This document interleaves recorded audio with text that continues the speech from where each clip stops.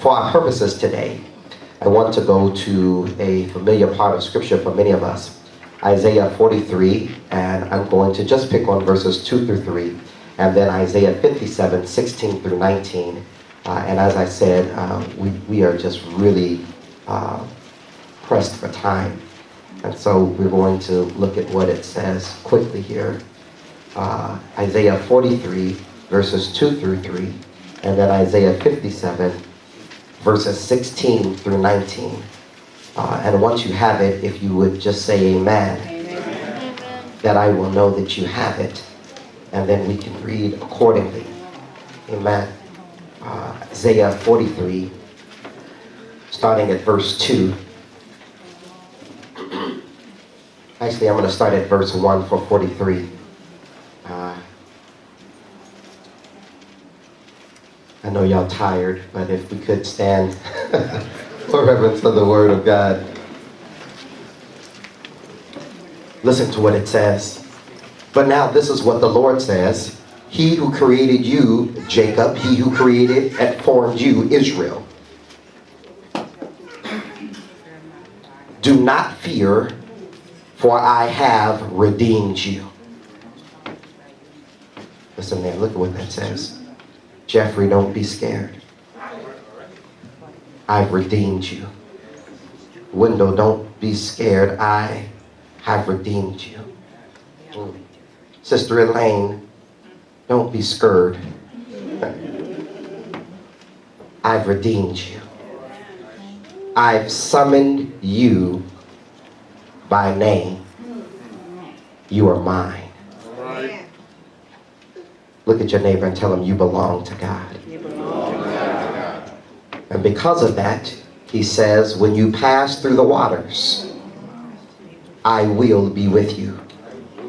And when you pass through the rivers, they will not sweep over you. All right. When you walk through the fire, you will not be burned. The flames will not set you ablaze. My God. Oh, there's a shout in there. Amen. Isaiah 57, verses 16. Look at what it says. It says, I will not accuse them forever, nor will I always be angry. For then they would faint away because of me.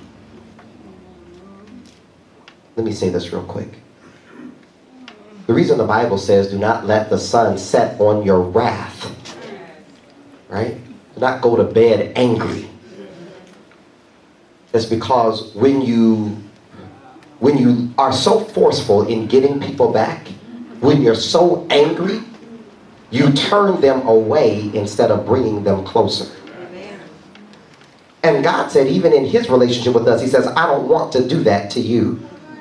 So he says, the very people I have created, he doesn't want to do that. So verse 17, he says, I was enraged by their sinful greed. I punished them and hid my face in anger. Yet they kept on in their willful ways. I have seen their ways, but I'll still heal them. I will guide them and restore comfort to Israel's mourners, creating praise on their lips. Peace, peace to those far and near, says the Lord, and I will heal them. I'm not going to have us do the long thing with your neighbor, but just look at your neighbor and tell your neighbor, I still love you. Amen. Look at him on the other side and tell him, I still love you. Amen. I ain't got to know you, but I still love you. Amen. As God speaking to you, you can take your seats. Amen.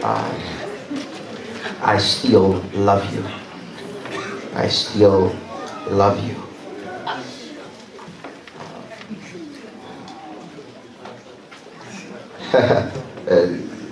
Jeffrey said, I'm still going to get you back, but I still love you. No, you can't do it that way. It's got to be that I still love you. There's a deep theological question in this portion of Scripture And that question is, how does God punish his people? And the question that we ask ourselves is that when God is upset with us, is he in a perpetual habit to make sure that everything we do is horrible and tortuous? The reality here is that we find that God is not like that. That although we experience challenges in our lives, there are challenges that are the result or consequences for what we have done or have not done. But God is a God of mercy. And the Bible says his mercy endures from forever to forever. This is important because many times we believe that where we are right now is because of what we did yesterday. The reality is that while people are like that, God is not. To understand this in our text, you have to understand chapter 42 in Isaiah, because that is where God expresses his sorrow over Israel's spiritual decay. Countless times God has corrected them and told them what they ought to do, and every time they got themselves together only to go back to the same thing he told them to stop doing. I'm wondering if there's anybody in the house who knows that you have been a child like that. That many times God has come to you and told you, I do not want you to do this or that. Do not want you messing with so and so. And for a meantime, you stop doing what you are not supposed to do. Oh, but after a little bit of time, after you get a little comfortable, you end up going right back to the same stuff that God just delivered you from.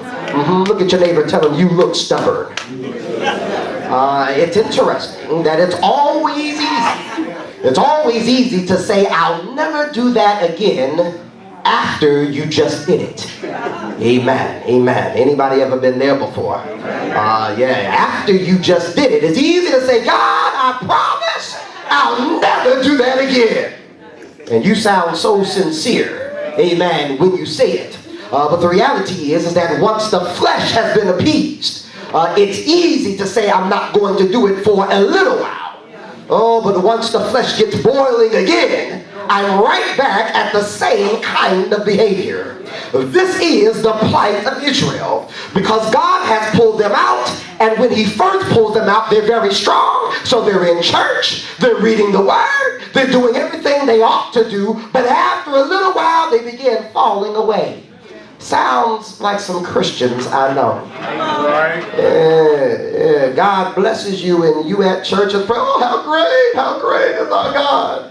You know, he's a name above all names. We praise him. But after a little while, the Bible gets dusty. Your church seat is empty. All right. Watch out now. Watch out now. I don't know how far I should go. I said I was going to be quick today, amen, but you know. And we find ourselves right back in the place that we said we would never go back to. I keep saying I would never do it again. Keep saying that I will do better. I keep saying that was the last time. But sometimes I find myself right back at the old place. God has rescued many of us out of health issues, rescued our families, rescued our children, saved our marriages, saved our relationships, kept us in our right mind, only for us to fight our way back to the same thing we were just delivered from. And here is the place of where God finds Israel, and it would seem that God is tired of them, Sister Karen, tired of these part-time lovers.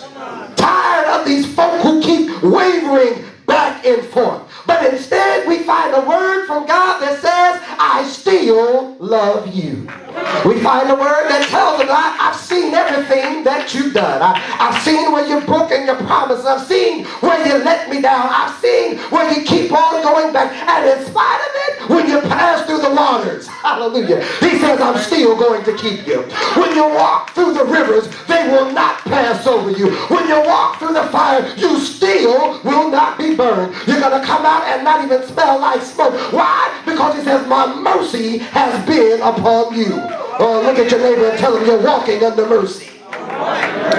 Oh, that's the testament of the Lord that says, I still love you. I'm tired of you living the way you're living, but I still love you. I'm tired of you being the way you're being, but I still love you. I don't want you going back and forth, but I still love you. What else can explain why many of us are still here? Is there anybody in the house who can confess that there's a jail cell you could be in? Anybody in here who can say there's a graveyard you could be in? I feel like preaching in here. Anybody in the house who knows that you don't deserve all that you have, but it was the mercy of God, the goodness of God, the grace of God that looked down upon you and said, in spite of your lies, in spite of your behavior, in spite of your wayward living, he said, I still love you. Oh, I feel like preaching in here. Oh, that's good news for someone in the house, because other folk would have walked out. Other folk would have walked away. Can I preach like I feel it? Some folk would have. Some folk did walk away. Other folks stopped fooling with you. Other folks said you weren't going to be nothing. But I thank God that he said, I still love you. Other folk have thrown you away. Other folks saw no value. Your mama didn't know. Your daddy didn't know. Your ex didn't know. Your friends didn't know. But God said, I looked upon you. And when everybody else threw you away, I looked and said, I still love you. I love you when you're working, and I love you when you're not working. I love you when you're righteous, and I love you when you're unrighteous. I love you when you're walking right, and I love you when you're laying low. I love you when you're up, and I love you when you're down. Now I dare you to name somebody who loves you like that. Somebody who can be with you no matter where you are. Look at your neighbor and tell them that's hard to find. It's hard to find someone who can love you in spite of who you are. Someone who can love you in spite of what you do. Everybody I know wants to get you back. Everybody I know has got to give you an eye for an eye and a tooth for a tooth. Oh, look at your neighbor and tell them you just like that. Most folk will make you sit in what you have done wrong. But I'm so glad that I can stand here because of the goodness of the Lord. The Bible says because of his mercies we have not been consumed. Because of his good grace I'm able to press forward. Are there any folk in the house who are riding on grace? Any folk in the house who know that you did not make it on your own? You ain't got the degree on your own. You didn't get the job on your own. You didn't stay in the house on your own. But it had to be the goodness of the Lord. That's why David said, I would have fainted had I not lived to see the goodness of the Lord in the land of the living. Some of y'all in your seat like you did it by yourself. But let me talk to a couple of folk in here who know that you know that you did it under the hand of Almighty God. Let me talk to the folk who know you didn't always have a house. You didn't always have a car. You didn't always have your right mind. Oh, but it was God who made a way out of no way. It was God who put your mind back together. God who put your heart back together. God who put your spirit back together. God who put your family back together. And that was the mercy of God that declared, I still love you. I heard you cuss them out, but I still love you. I heard you throw them away, but I still love you. I watched you when you walked away, but I still love you. I saw you when you didn't come to church, and I still love you. I saw you when you didn't pray, but I still love you. Is there anybody in the house that knows you haven't prayed like you should? You haven't studied like you should. You haven't praised like you should. But somehow you're still walking. You're still talking. You're still smiling. You're still praising. Well, you ought to look up and say, God, thank you for loving me like that. We discover that in Hebrew, the mercy, the word for mercy, is a word called sheshed. And the word sheshed, it means unchanging love. It means that when things occur, that God does not waver in his love for me. I used to always be amazed. When I got in trouble, my mother would give me a whooping. And as she would whip me, she would say, you know I'm doing this because I love you. I would look at her like she was crazy. If you love me, why are you whipping me? Because folk that love you should not do it like that. But she said, if I didn't love you, I let you run wild. If I didn't love you, I let you be like all your friends. If I didn't love you, I let you do whatever you want to do. But because I love you so much, I put restraints on you. Because I love you so much, I put some boundaries around you. Well, I stopped by to preach that because God has unchanging love, just because you're going through a storm, just because he's whipping you up, does not mean that he does not love you. But when he whips me up, it's because he loves me that much. When he puts boundaries around me, it's because he wants me on the straight path. You must have a blessing upon you.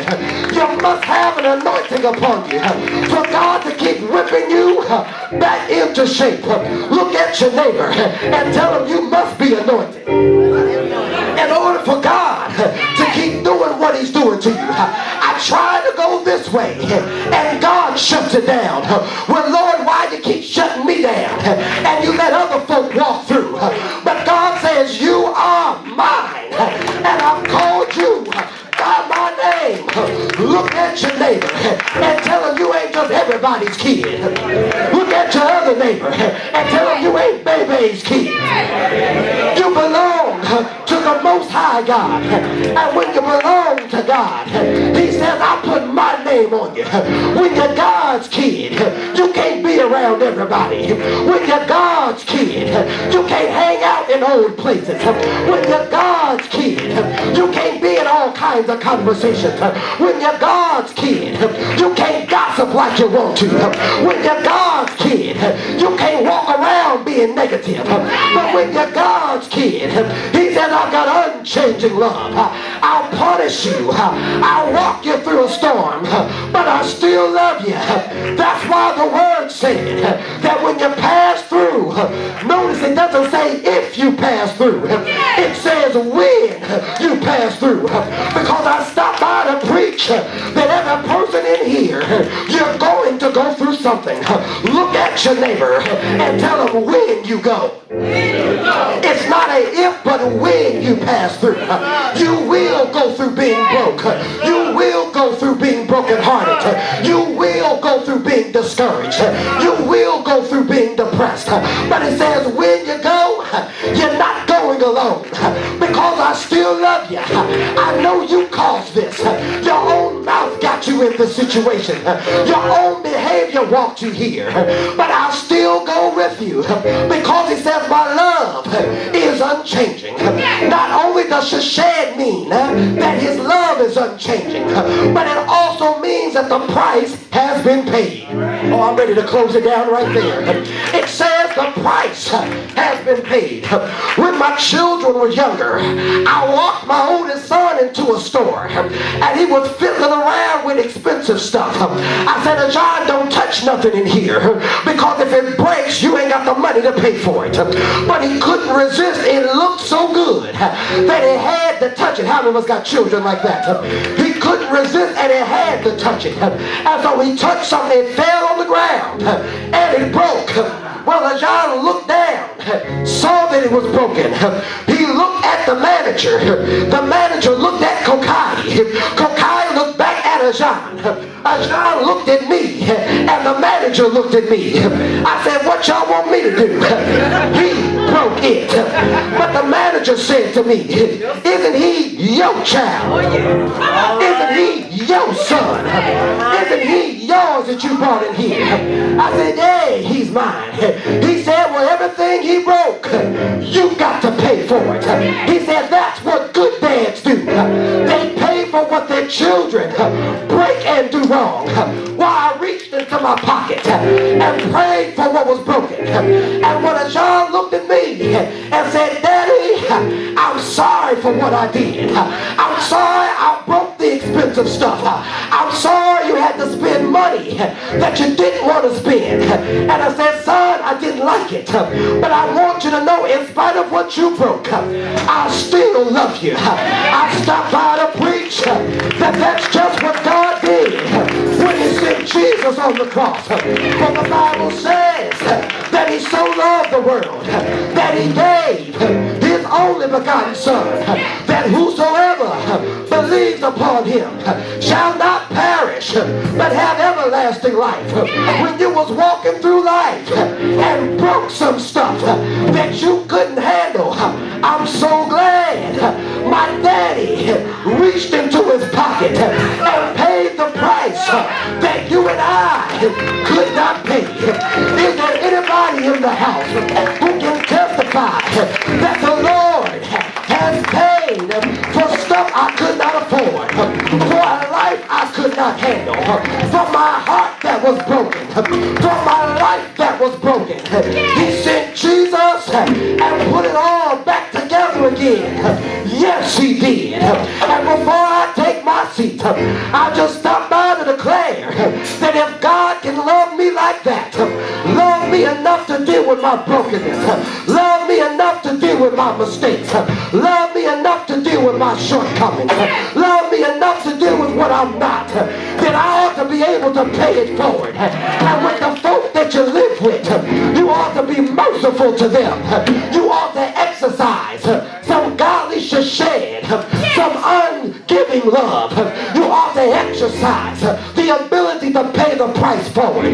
That when folk hurt you, you ought to look at them and say, I still love you. I dare you this week, when your husband or your wife begins to get on your nerves, to look at them mid-sentence and say, I still love you. I dare you when your children are going crazy and driving you out your mind, I dare you to stop in your tracks and say, I still love you. I dare you the next time that folk come into the church and they roll their eyes at you, I dare you to stop and say, I still love you.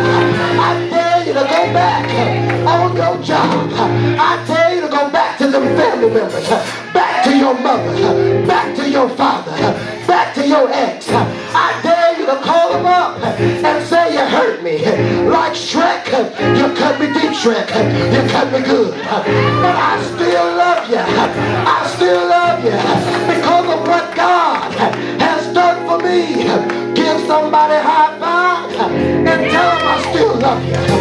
I love my haters. I love my enemies. I love my detractors. I love them because God still loves me. And because he still loves me, then I can still love you and can move forward.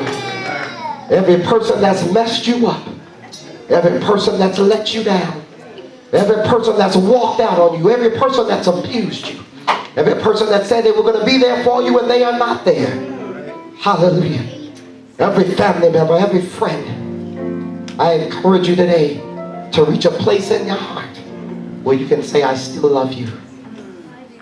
Now listen, me confessing that I still love you does not mean I got to be with you.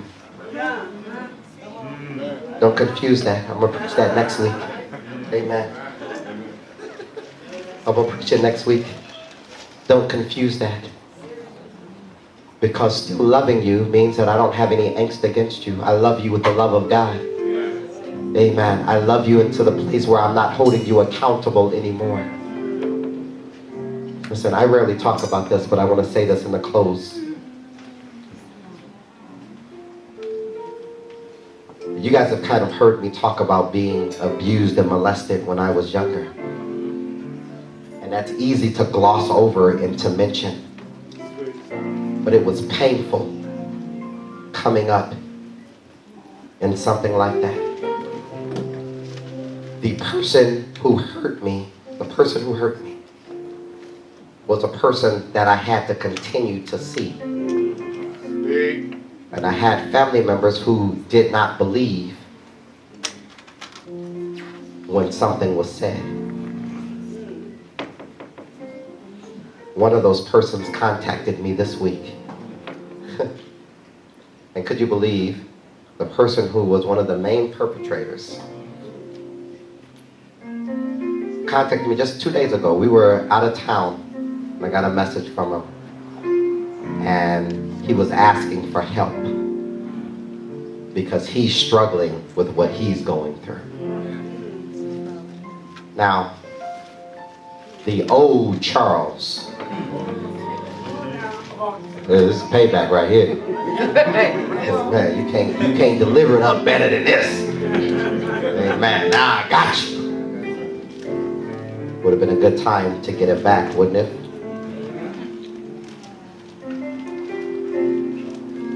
I started off my comments to him.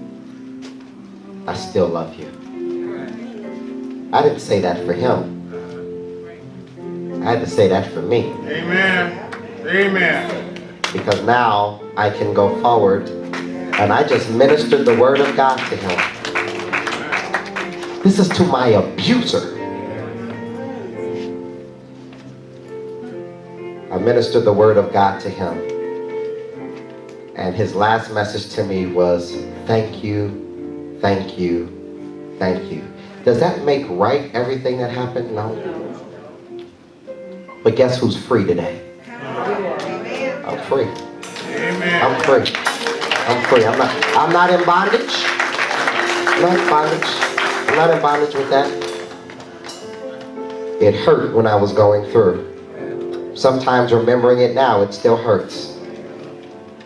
But you know what? I can look back on everything that's gone on and say, you know what? I still love you because the Lord still loves me in spite of all that I've done. Let us all stand.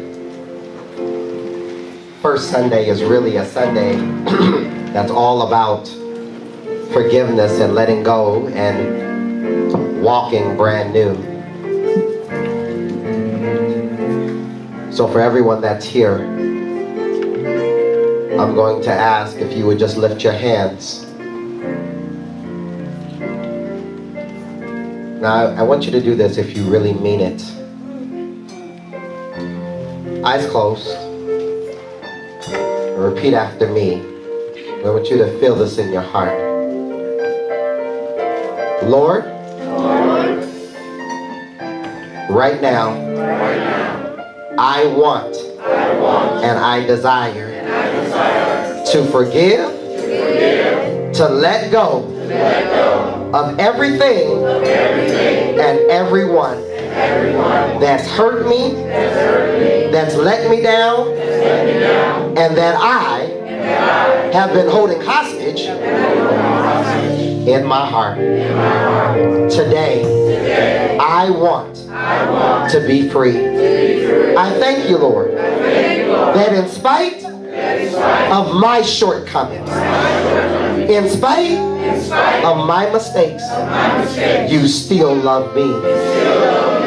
Give me the strength and the courage and the maturity to pay it forward and to love those who've hurt me and those who've loved me, to love those who've corrected me and to love those who left me.